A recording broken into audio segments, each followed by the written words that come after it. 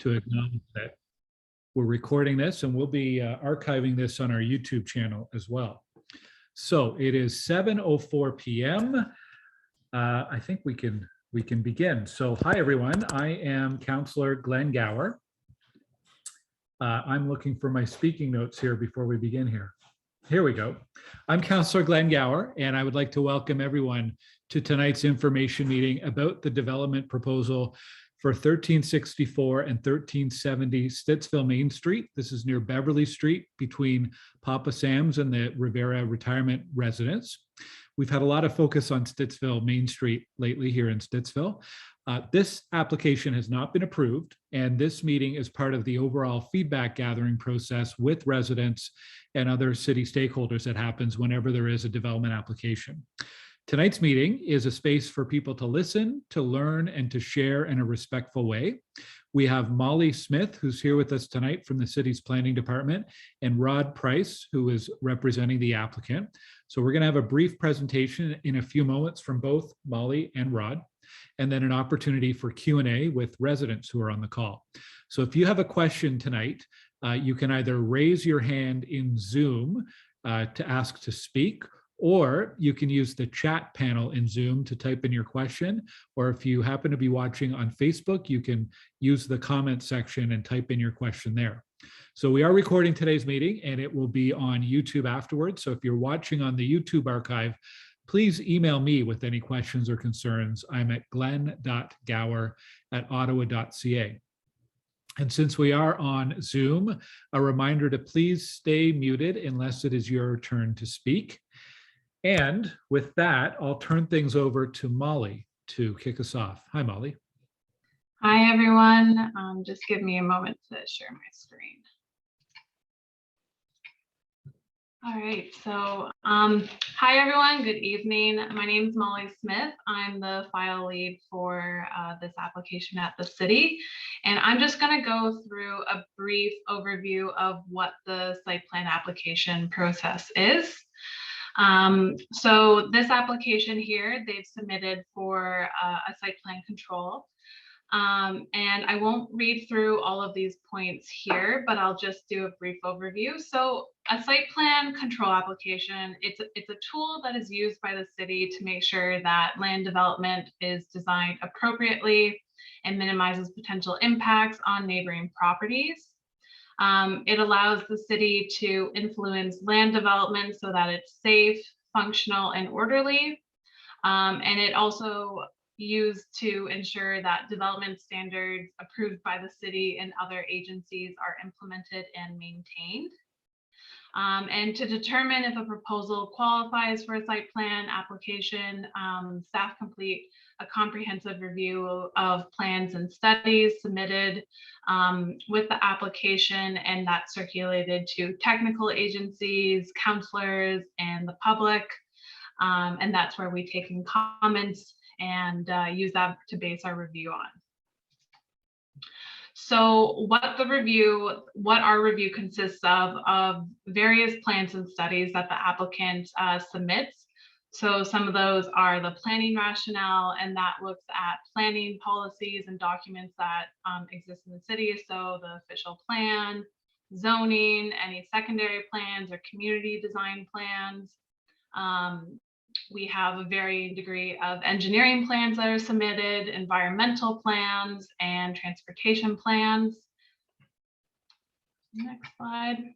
And then this is just a snapshot of kind of the process visually. So you can see here we have, we're just at the end of the circulation period. So we're actually, today was the end of the circulation period, but we haven't yet consolidated all of our comments yet.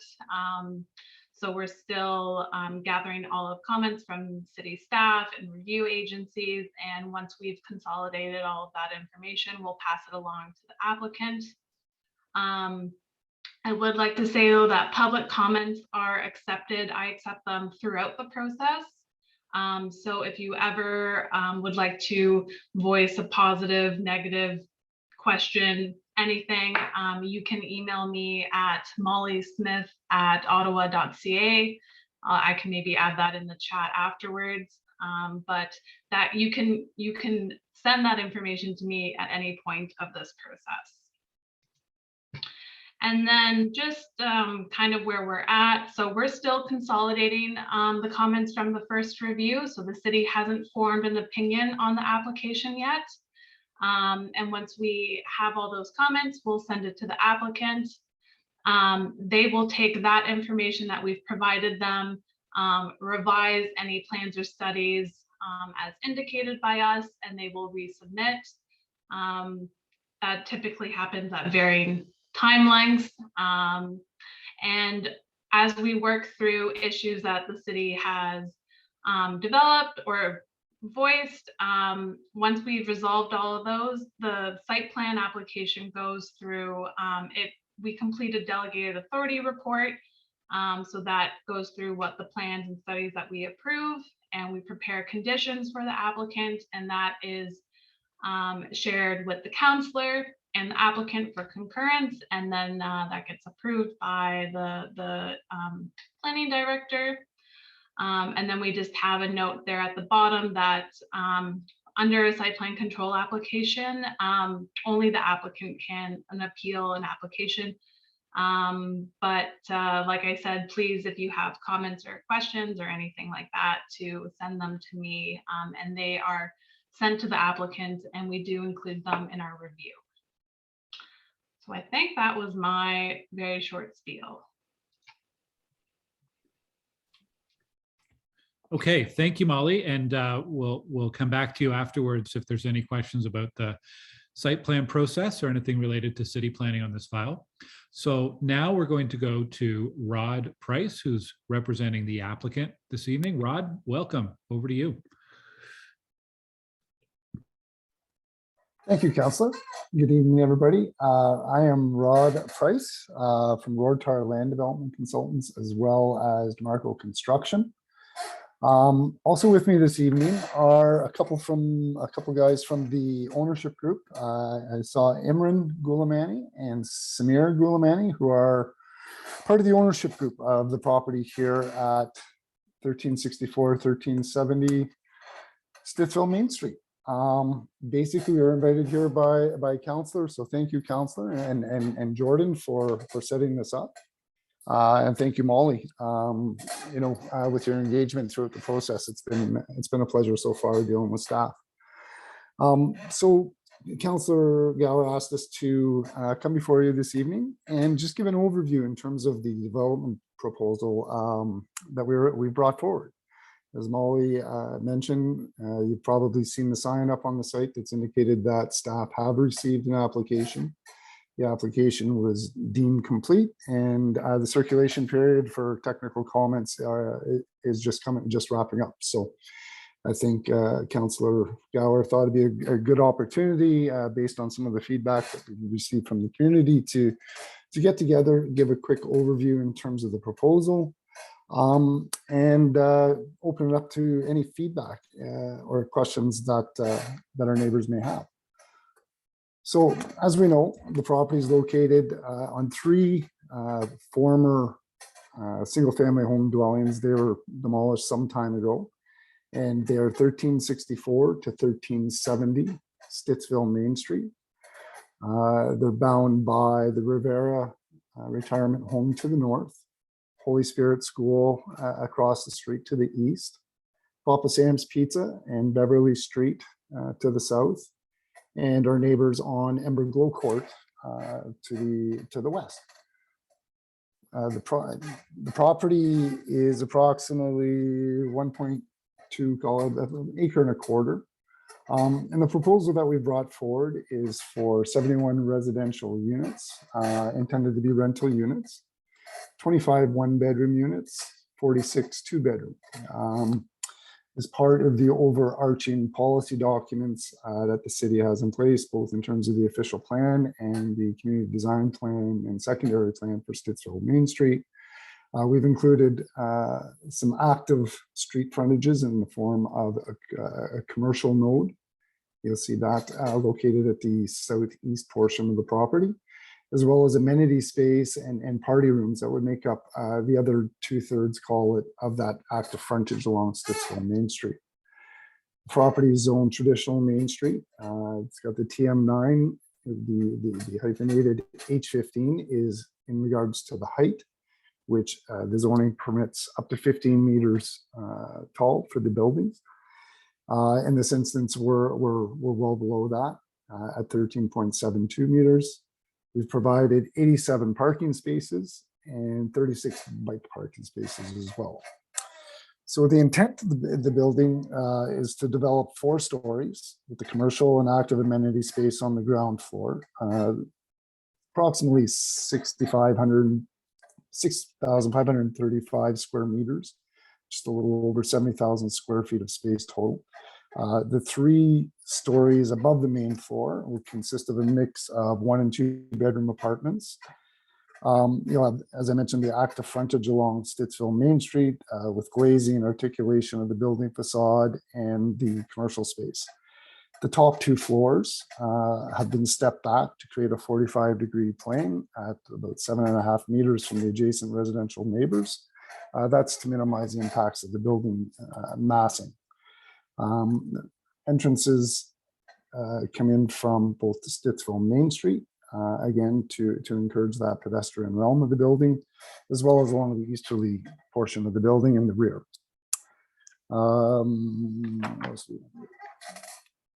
Parking, as you can see, is all located at grade, tucked away in behind the building. It's actually under the second floor, much of it. So you've got parking under the second, third floor, as well as along the easterly boundary, north, and a little bit in behind. The intent is to minimize any parking from an urban design perspective and tuck it in behind so that the building is the focus of the property and the massing to the street. As I mentioned before, there's 87 parking spaces, which is in conformity with the zoning bylaw requirements. 36 bicycle parking spaces. The building has been designed and oriented so that it is consistent with the intent of the Main Street designation that is in place, ensuring that active street edge along the mixed use portion. All operational areas, service areas, such as loading, garbage enclosures, facilities of that nature are all enclosed within the building. And the site plans that we've submitted include detailed design data. If you go online, you'll be able to check that out. The next slide here shows the proposed ground floor in terms of that articulation and animation. So if you go to the left-hand side of the screen, my arrow is here, that's Stittsville Main Street with the commercial node as you come in close to the entrance and close to parking to make it easier for whoever that end user is going to be for people to come and go. You can see the mechanical, garbage as all enclosed within the building. You come into the main entrance off of Stittsville Main Street and into the visitors lobby. And then we have the fitness center and a party room that continue that active street frontage along the Stittsville Main Street presence. In terms of our landscape plan, there's 2 large trees that will be retained, as well as much of that existing cedar as possible that is in good shape. Again, we're here to hear any feedback with respect to what our neighbors are looking for. We're planting new trees and an abundance of shrubs. We're including a rear yard amenity area in behind the building in this area here, if you can see my arrow, as well. The treatment along the Stittsville Main Street frontage has been articulated and enhanced with landscaping treatment. One key point of interest, which was identified early on in the process, is the maple tree in front of the property, which has been identified by the city as having significance. It is being retained, and the architect has actually designed the building around it in order to retain that tree. Just moving forward, here's some building elevations in terms of how the building will look and the materials used. You've got a mix of brick and stucco panels, as well as the balcony treatment. We've introduced some wood timber accents to tie into the village feel of Stittsville Main Street as a reflection and tribute to the past. It's a little bit unique. Most traditional main streets that you see throughout the city are in more densely populated neighborhoods of the city, urban, and so this traditional Main Street designation is a little bit unique. So we try to apply some of that rural village feel that the city is trying to achieve through the policy documents. So we thought that was a nice touch. Again, a charcoal brick around with some stucco panels to break up the walls and add some interest to the elevations. So this would be the street frontage and the rear, and these are the two sides.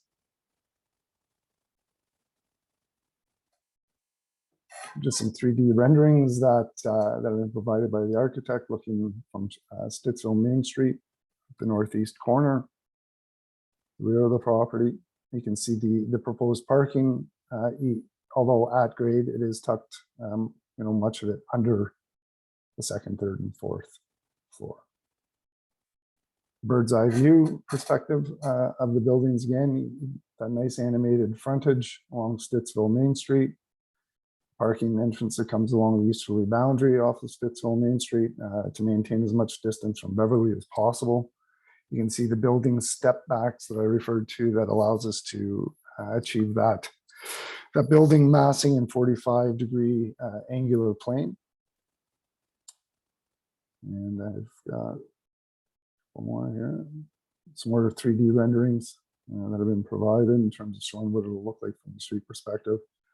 The rear amenity area that I'd referred to on the back of the building for the residents, and just a nighttime perspective of what the building would look like in the evening as you walk and bike down Stittsville Main Street. And we do have, I'm just going to share one more. We've got a little video here. I'll just play for you that we put together as well, that puts the building and the development in the context.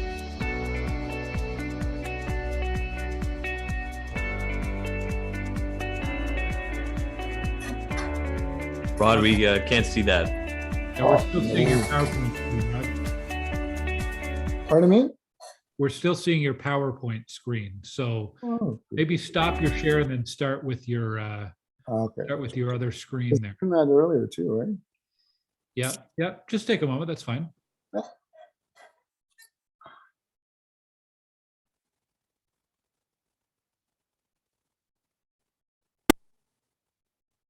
Can you see it now?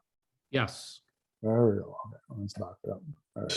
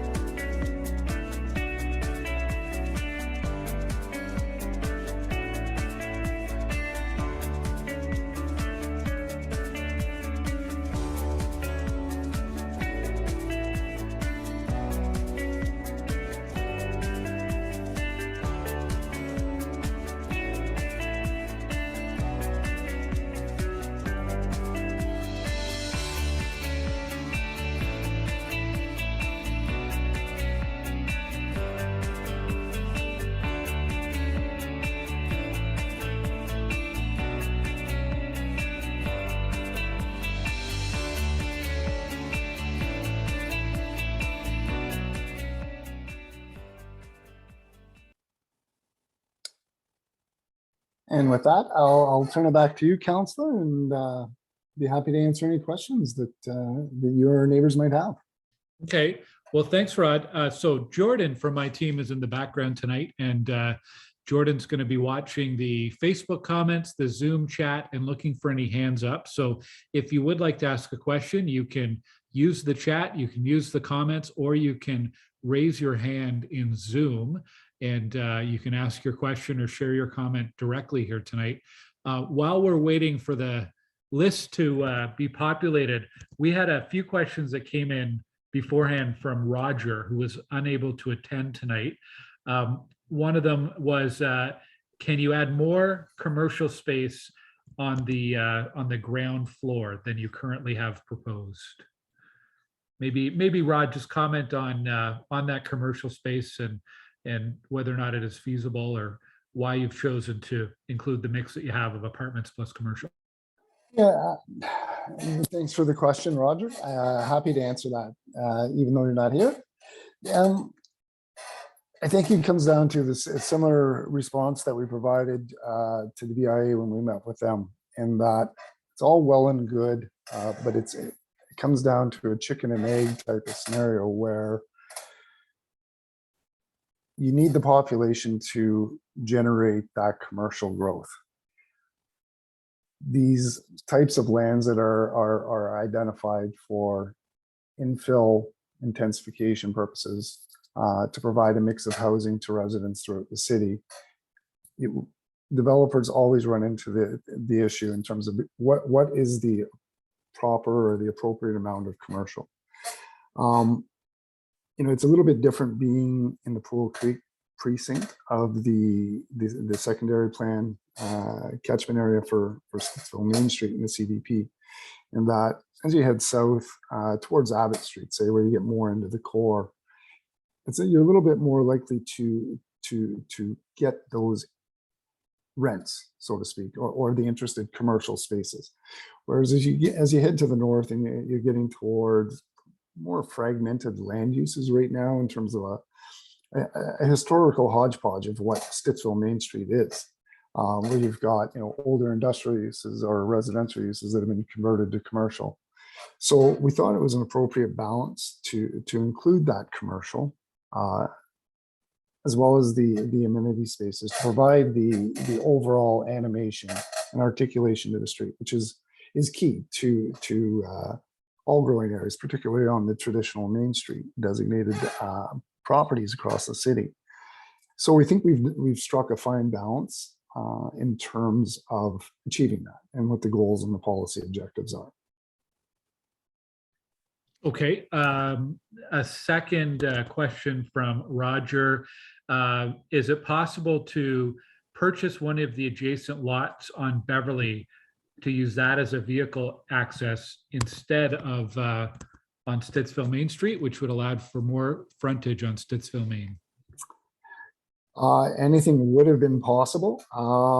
However, if certain properties that Roger may be referring to aren't for sale, it's difficult to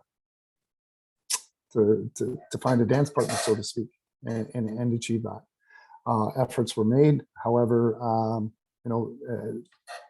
the neighbors weren't interested in parting with their property at the time. So, the ownership group at Bayview were able to move on with a development proposal that meets all the performance standards outlined in the zoning bylaw for this property, as well as still achieves the policy objectives of the secondary plan and official plan. Okay, and the third thing, Roger had a number of comments, which I've shared with the planner, so I'm just trying to summarize them, but he also asked about or suggested replacing surface parking with underground parking. So maybe I'll turn that into a question. Why not put parking underground? Why did you make the decision to keep it at surface level? To be quite honest with you, again, following the policy and urban design objectives that are provided in the relevant documents, one of the key objectives when it comes to parking is to ensure that it's tucked in behind the buildings, and that it isn't prominent. In terms of all cities across the world, for that matter, you're trying to get away from those expansive parking lots that are adjacent to the public realm. So in terms of how this was designed, we followed the guidelines in terms of providing that surface parking at the back and tucked away where you can't see it. Okay. Jordan, do we have any questions to the chat or any hands? Yeah, we have two questions. I'll read them out. The first question is from Tanya. She spotted bike racks in the covered parking area. She's wondering if there's been any consideration given to adding some sort of secure bike parking enclosure for additional theft mitigation. It's certainly a comment we can take back to the designers and ownership and see if it's something we can incorporate into the building design for sure.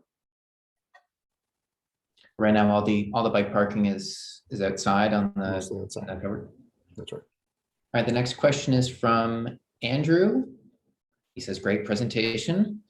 He wants to know, maybe this is a question for Molly, the development charges that are the result of this project. Yeah, so we're not at the point yet where we're talking about development charges or what specific development charges we're looking at, but they will come up as we get closer to approval. Yeah, generally, if I can just add to that, Jordan, at the time, anytime a building permit is issued, that's when the development charges will be collected. You know, for mixed use, you pay a certain per square footage fee for the commercial component and the amenity space, and then it's usually a cost per unit development charge that is in the city's development charge bylaw fee. Is there like a ballpark or a typical range that you use per unit as a guide, or? Just whatever's in the development charge fee bylaw that the city collects at the time of building permit. There's also an infographic on the city's website about development charges. There's different sectors in the city, and each sector is kind of calculated at a different rate. So if you look up development charges with the city of Ottawa, you should be able to find that infographic, and it kind of provides a breakdown of the different unit types and then the different kind of amenity features from like water, sanitary, stormwater to like libraries and recreational uses.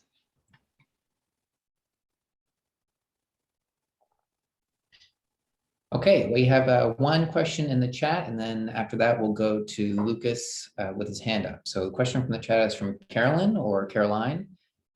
She's wondering if you considered a different color scheme. She finds the charcoal and gray to be harsh, especially when contrasted to the neighbors. So can you explain the rationale behind the color scheme and if you've considered alternatives? That's what was proposed by the architect to fit in with, you know, the surround. If you look at, for instance, the school across the street, Holy Spirit, it's got a darker brick. Much of the facades of the brick buildings that are along Stittsville Main Street do have that darker charcoal, deep red feel to it. With the amount of brick, you know, I thought, you know, in our opinion, the architects did a fantastic job breaking up that brick wall, particularly in the front, to just provide some contrast and some interest as you go along Stittsville Main Street, as well as the rest of the buildings. So, you know, we tried our best to stick within the themes of the neighborhood to make it compatible. Sometimes images on websites and whatnot, drawings don't necessarily reflect what, you know, how great they actually look in real time. All right, Lucas, I'm going to unmute you and you can ask your question live. Can you hear me? Yep. I have a couple of questions or something like that, if I may. So first off, I just today on the last day of the when it was, I guess, the first round of like comments due for this development, I mentioned about because I considering it, this building is going to be having a flat roof, correct? That is correct. Have you ever considered putting solar panels on a roof to make it utilized than just being like a flat roof, just bare like that? Because it would be good for like generating clean energy, and I think that the official plan with like having things on if there's a flat roof and stuff like that, so it can like not just bare and stuff like that. So I would like your opinion if you're willing to have solar panels on the roof to facing the south or some of that, because I don't think there's any obstruction to having the sun over there. So I just thought if you would be willing to.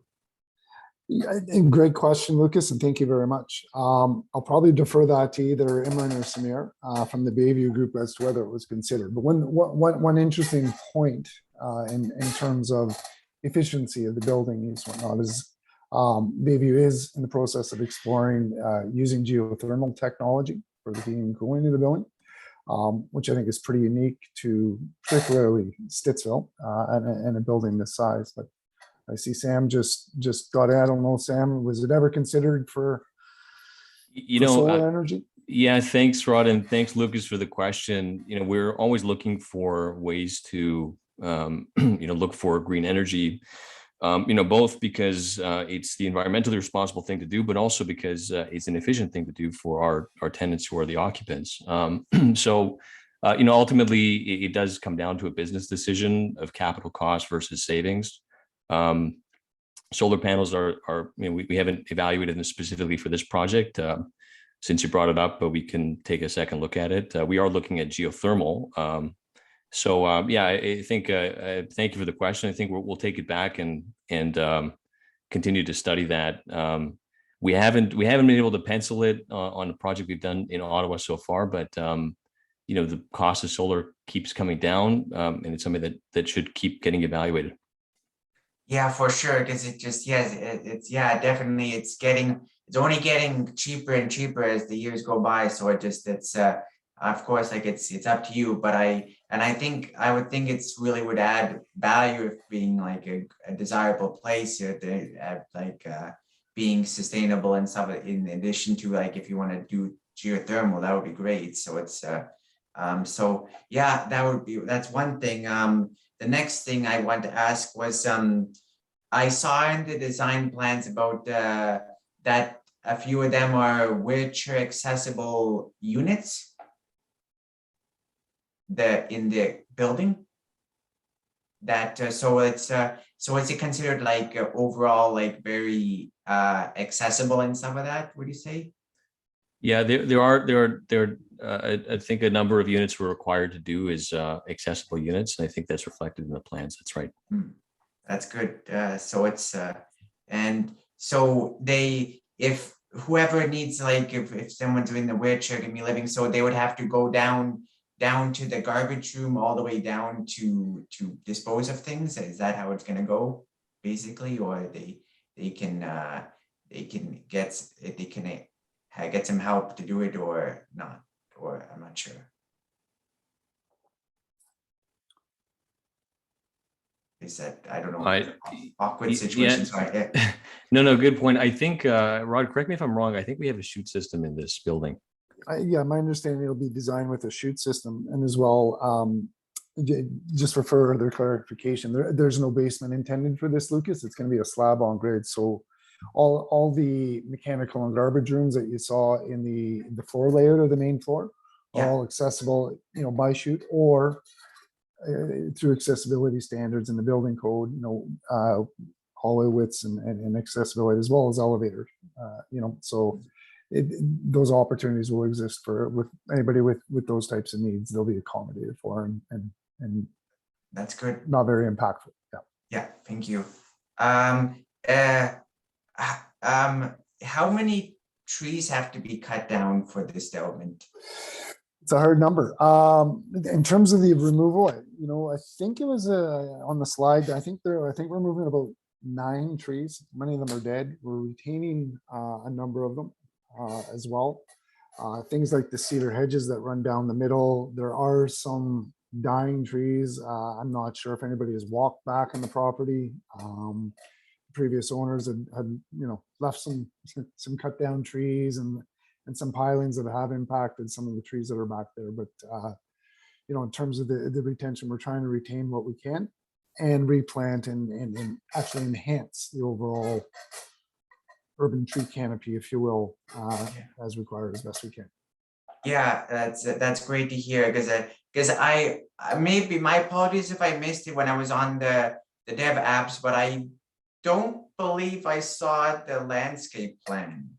Is It there? should be on, yeah, it should be on there, and it should be identified on the plan, Lucas, that, what trees are being retained. So if you look at the trees and you look over at the legend on the right-hand side, there's a list of the trees that exist and those being removed in it or saved.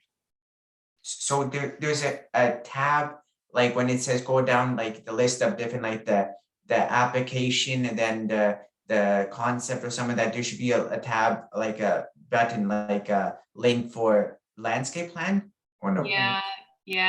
And Lucas, you know what? I had a feeling you might bring that up because I noticed it today that the landscape plan was just missed on the dev app link. So I'll make sure that's up tomorrow.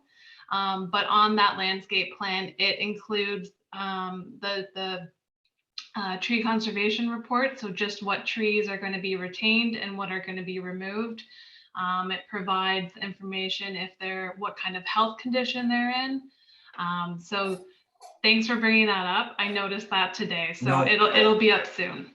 Yeah, I appreciate, because it's, I guess, for anyone, like, 'cause that's what I think you're required to have it for the public, right? So it's so. And I'll tell you what, Lucas, if you want to just throw your email address in the chat, I'll zip it to you right after the meeting. And sorry, I mean, if I'm taking too much time, but last question, sorry. What is who do you think is gonna be what tenant for the commercial are you looking towards? Any like a convenience store or barber or I think it's too early to tell.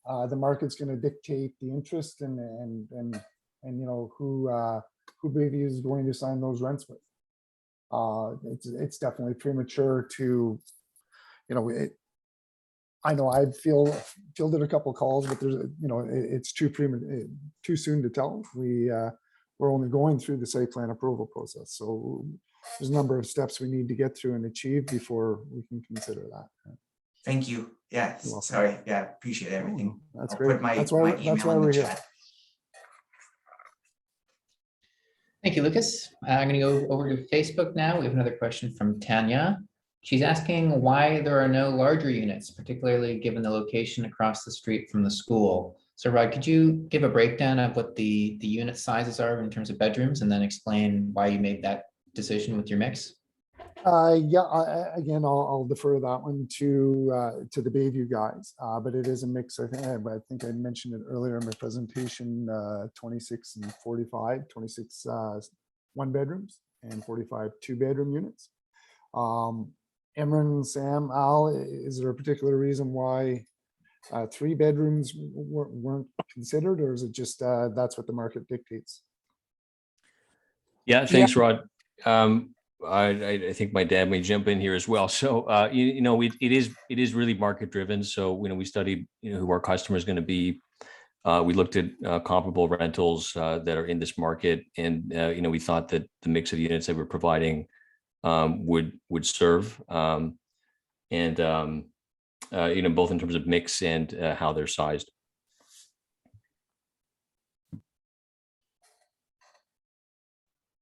All right, thanks, Tanya. Thank you, Samir, with the answer. Glenn, I have no more questions active on the board. I don't know if you have any more from your emails that you wanted to ask. Yeah, actually, someone had sent a direct message to me, and it's quite long. So just allow me to paraphrase on the fly here. It's a question about parking and about traffic. This is from Adam. He notes there's 72 parking spaces for 71 units and 15 visitor spaces. So roughly 1 spot per unit plus visitor parking. Is that correct, Rod? Those are roughly the right numbers? Yeah, 87 spaces, I believe. Yeah. Okay. So what has been considered to manage the parking requirements? I think Adam's saying that's not enough parking for tenant or for the people who might be visiting the commercial spot. So can you talk to that? I guess the parking requirements, and is 1 unit per apartment enough in this case, and why? Yeah. So thanks for the question. Great question. with development or anything, particularly on Main Street such as this, parking and traffic are always, the key issues with the community. So in this instance, we're, in terms of the rules of how we develop and come up with concept plans, it's based on the zoning bylaw and the parking requirements. As such, we're required to provide under the zoning for this particular property, one space per unit, plus additional for visitor spaces. So we are at, we meet those zoning standards, the performance standards, if you will, for parking. In terms of it's not enough parking, well, the city pretty much dictates what's appropriate and what's enough and what's not. But one key component is, with the direction council has given staff throughout the city in the new official plan to create these new 15-minute neighborhoods. We're trying to develop property and intensify in these infill situations as best we can, but also minimize the reliance on automobiles and direct people more towards active modes of transportation, whether it be cycling, walking, that type of thing. So in terms of the rules of the game, we are compliant with the zoning bylaw, which is the key aspect when reviewing these types of applications, and and trying to balance that with the size of the property, what have you. So playing by the rules, I guess, is the answer, right? We comply with the zoning bylaw. Well, so I want to dig in on that, going beyond just what the policy says. So policy may say that, but that doesn't necessarily mean it's the right number. But when these units are rented out, do people get, is it one parking space per unit? Can they upgrade to two? In the market elsewhere for similar buildings, because I think that you've got more than just this one in Stittsville. Is that the demand you're seeing, that people only need one parking spot, or what happens if someone wants to move in and they have two cars?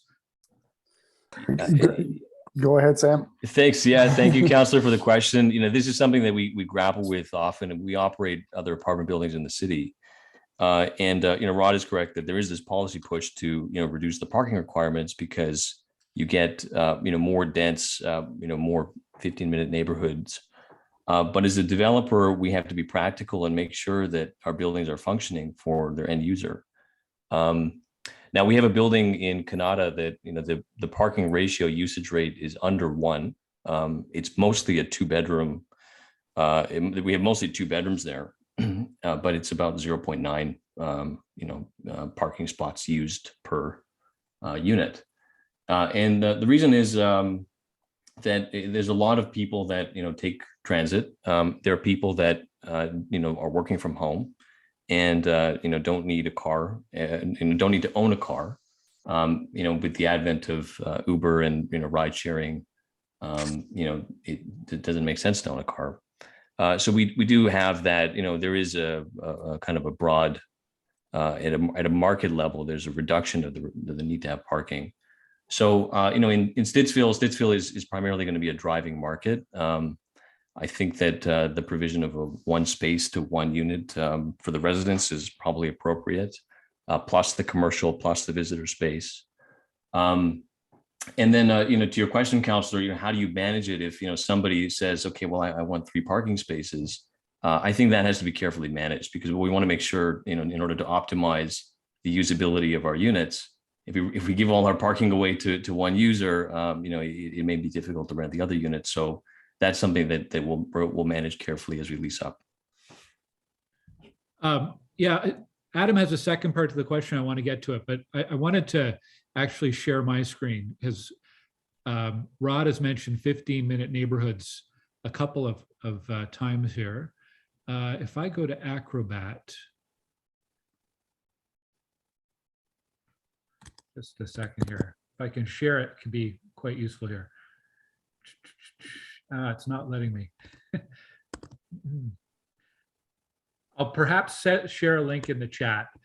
We have a map that the city did of every street and every neighborhood in the city of Ottawa, and they rated it for walkable access to services and amenities. And they rated it low, moderate, and high. And most of Stittsville is in the low or moderate category for walkability. This particular area around Stittsville, Main and Beverly is one of only 2 areas in Stittsville, well, maybe 3 areas to actually rate high. So it is a very walkable neighborhood. And we also look at some of the actual stats we're seeing around car ownership. And for apartment dwellers, we see a much lower car ownership level than homeowners.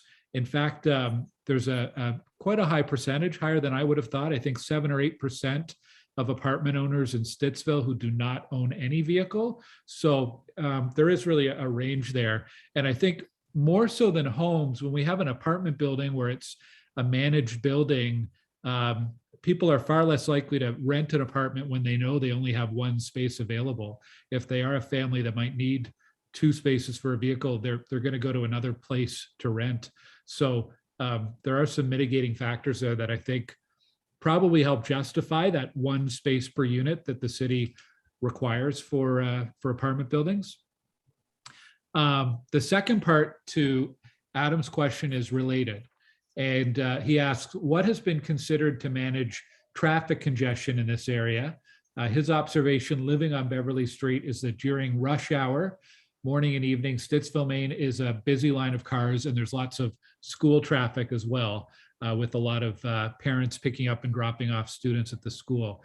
So maybe to Rod and the team, if you could comment on traffic. And Molly, after that, perhaps if you could comment on how the city evaluates a project like this from a traffic perspective. Sure.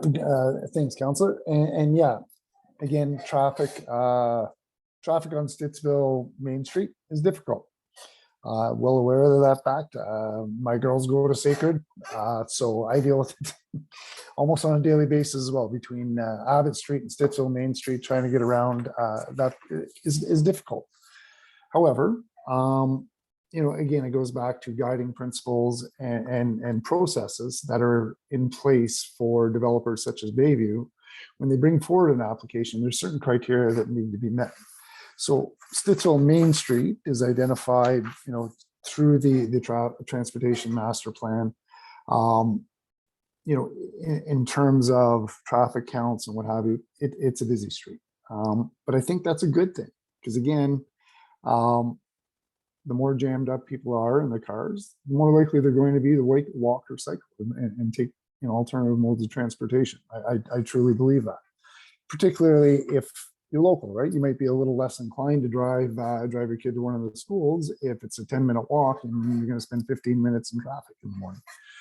That being said, in terms of managing traffic, again, we have to play by the rules that are put out in terms of the development approvals process. And in this particular instance, certain densities were approved for the site through the zoning bylaw in terms of the height that was put in place and looked at through visioning policy documents such as the secondary plan. So by virtue of that, we bring forward a pre-application consultation request to staff where they identify the studies that are required to make up a complete application. So in this particular case, we didn't have to complete a full-blown traffic impact analysis. It didn't meet the criteria due to the fact that it was less than 90 units, that type of thing. So there is an overall challenge with Stittsville Main Street, as there are with most traditional main streets in the city. There's not enough room to put extra lanes in the roadway, and nor do I think that's the best use of city funds, to be quite honest, just personal opinion. So managing that traffic is looked at through the city's master transportation plan. So I don't know if Molly wants to add anything to that, but in terms of the school, we've lined up the accesses, and again, there's no crazy curves or blind spots. It's typical of urban dwelling on a busy street. And just to follow up on that, Rod did a pretty good job at explaining it. But Yeah, for this particular development, it doesn't meet the threshold for a full traffic impact assessment. That's the threshold is at 90 units in a larger commercial space. The applicant will need to complete a traffic screening form, and that just assesses the location, the trip generation, the location, which, if you're in a TOD area, so transit-oriented development area, that would trigger a full traffic assessment. We look at safety triggers if this development would kind of check off the box on any of those. I am not the best person to answer detailed transportation questions. So I'll put my email in the bottom or in the chat for any specific transportation questions that I can pass along to the transportation engineer. But they did share that this development in particular isn't a large trip generator, and that while this is a busy segment of Stittsville Main Street, there are several signalized intersections nearby, and the development won't be causing significant impact on the roadway. If I can add, one of the things I'm concerned about, and I will be flagging this in my comments to Molly as the planner, is during construction safety and making sure that we have a full construction management plan, just to ensure that if there's any heavy vehicles, which there will be as part of this, that we make sure that there's measures in place to ensure any pedestrians, especially school kids, are safe and protected near this intersection, near this development. Maybe if I could really quickly on the broader issue of Stittsville Main and traffic, there are a number of things underway to try to reduce the number of trips on Stittsville Main Street by car or vehicle. So we've just shared information about a new Stittsville Main Street public realm plan. It's on my website, and it includes a plan for cycling and pedestrian infrastructure, including a bike path on both sides of the street. So that's something we'd like to implement as soon as possible to give people an alternative to driving. Molly mentioned transit. So yes, OC Transpo needs to be improved on the street, and where it is, it's another opportunity to get more people into transit and not in cars. This is a very walkable community, so that people won't have to make a car trip everywhere. They'll be more likely to walk.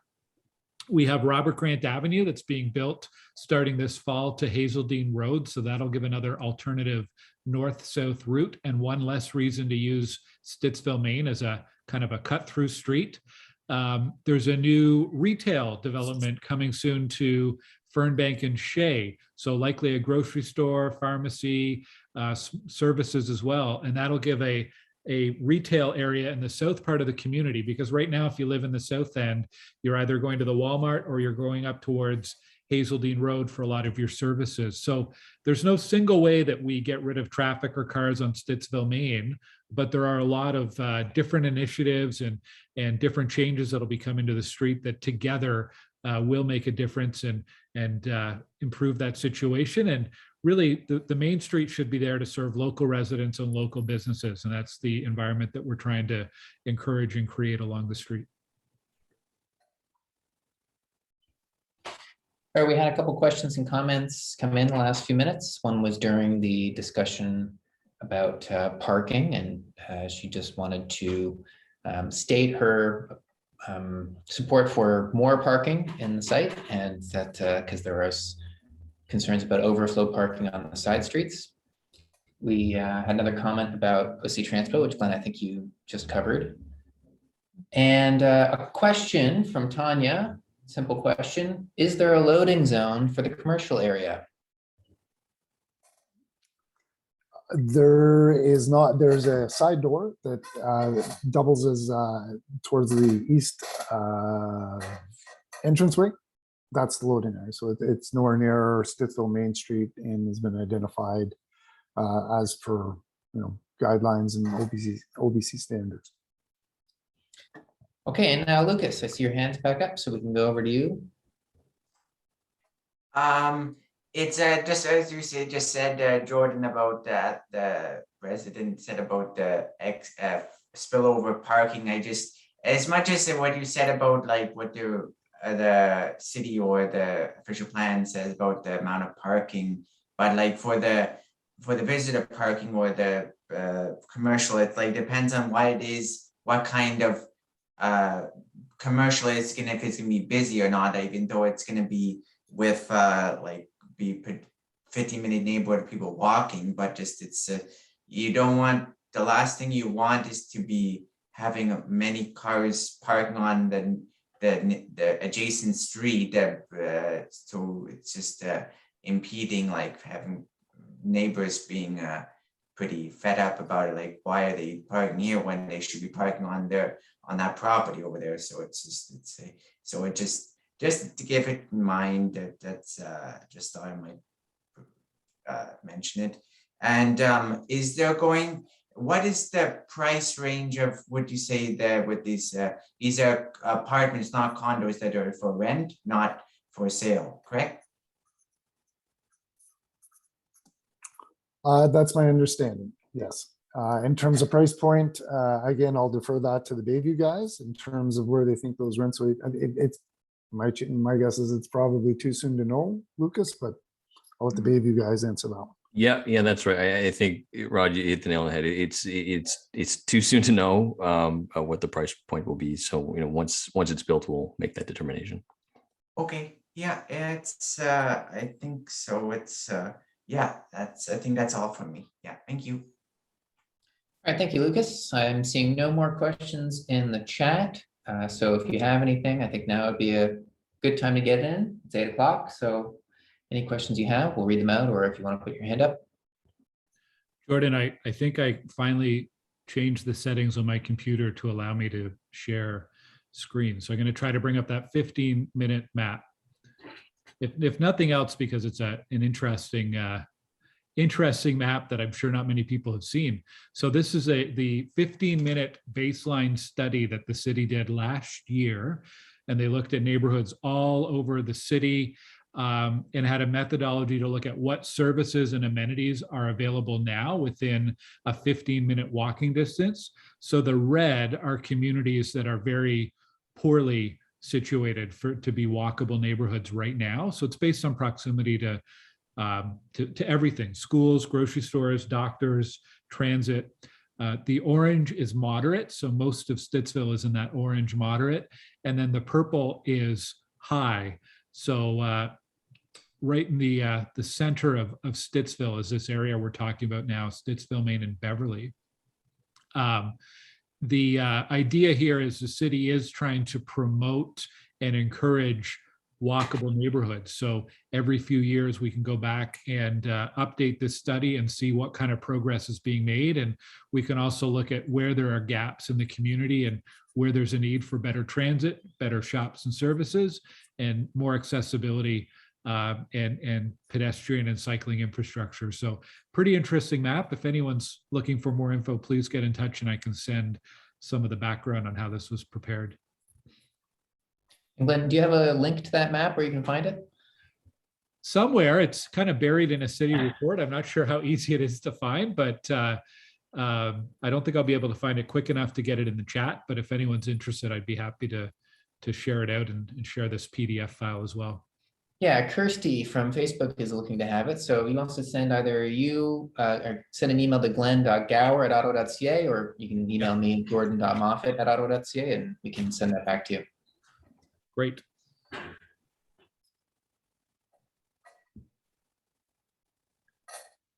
Any more questions or hands up, Jordan? There are no questions and there are no hands up. Okay, well, then I will wrap it up, I guess. First of all, a big thank you to everyone who joined us this evening. Some really good questions, some really good feedback. Thank you. If there's another question you have that we weren't able to answer tonight, or you have additional feedback, you can email me or you can email Molly. All of that information is available on my website, glenngower.ca, or on the city's DevApps website. So if you Google DEVAPPS, DevApps, you will find that information. A reminder, if you're interested in this topic, Stittsville Main Street or any kind of development happening in the community, go to my website, glengower.ca/development, and you will see a map there showing all of the active development files in the community. You can also sign up to my email newsletter and check out my YouTube channel as well, where we archive all of these meetings that we host. So a big thank you to Molly, our city planner. Thank you for joining us tonight. Thank you to Rod Price, and also to Imran Samir and Alnur Gulamani, who were all here representing the owner and applicant. And thank you, Jordan, for my team, for your help behind the scenes to organize this meeting and for moderating tonight. So thank you, residents, for spending your time with us this evening. I hope this was an informative session, and we appreciate your feedback, and have a great night. Take care. Thanks, Thank you, Councilor. everyone. Thank you, Counselor. Thank you, Counselor.